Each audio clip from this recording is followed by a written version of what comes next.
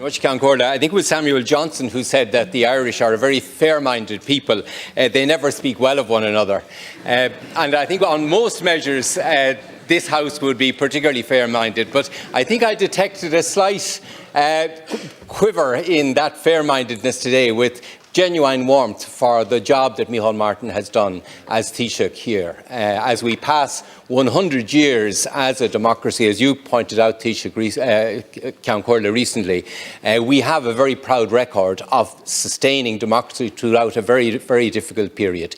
And perhaps today we have a more modern and a more discerning electorate than we've ever had before. And it has high expectations of politicians, and it demands the highest. And that is really important. When I entered this House, we had indeed rotating Taoiseachs between Fine Gael and Fianna Fáil. They changed nearly every 9 months, and every one was punctuated by a costly and difficult election. And it broke many of our colleagues here who wanted to contest those. Today, we have a very different transition. And I think Micheál Martin has handed on his legacy in superb condition. His instinct for finding solutions in the face of COVID and then Ukraine, I think, have shown the quality of the leadership that he has offered.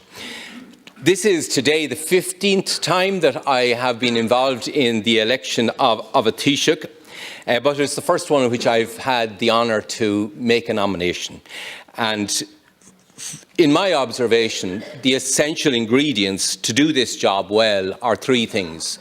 You need strength of character, you need courage, and you need restless curiosity. And in my view, Minister Taoiseach Leo Varadkar has exactly those features. His strong character has been formed by being the proud son of an Indian father and an Irish mother, by being part of a family devoted to care as doctors and as nurses, and by his experience in 5 government departments in health, social protection, enterprise, transport, tourism and sport, and of course defence, before he then became the youngest Taoiseach ever at the age of 38. He has also demonstrated his courage and resilience time and again, most noticeably, I believe, in launching the campaign to repeal the 8th Amendment. He held his nerve in the high-wire Brexit manoeuvring that so much was at stake for our country and for our island. And he also provided reassurance as he led us on that very uncharted path after COVID, when seldom, if ever, an acting Taoiseach had to make decisions of such grave import. As a minister, too, I have felt the value of his restless curiosity and his foresight, because without him, we could not have had a national broadband plan, which I was proud to be a part of. Without him, we could not have had the first climate action plan in 2019. It could not have been put in place. And I think one of the important capacities of the power of someone holding the office of Taoiseach is to know when it is important to stretch people beyond their comfort zone, to take on challenges that perhaps they would prefer not to. And in both of those cases, he showed those capacities.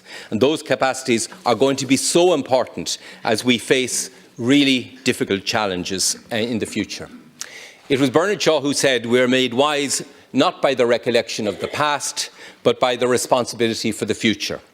And Ireland is continuing to transform rapidly, but it's facing grave challenges that we all know about in this House.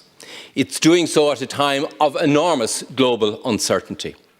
And the challenge for the government in the remaining part of its term is to keep in harness together enterprise success, fairness in our society, and sustainability in our way of life. And no one of those can find enduring success without each of the other together. And it is that which the person taking on the role of Taoiseach must ensure. I believe that this government offers the right partnership to confront those 3 challenges.